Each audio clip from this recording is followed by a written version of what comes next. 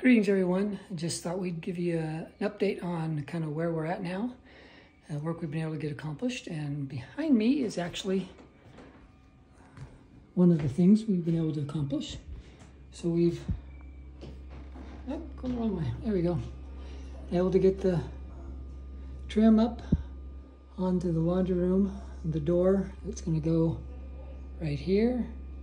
Still have to make that, the panel for it's over there against the dresser, but I got to make that and then pop it in. But the bottom line is that's basically done now.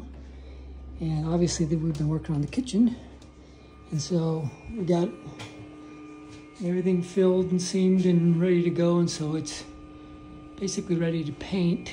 At this point, we have to do some caulking. But one of the things we did do was add this trim. Not sure how it's going to turn out in this video, but you can see we've did a kind of a 3-stripe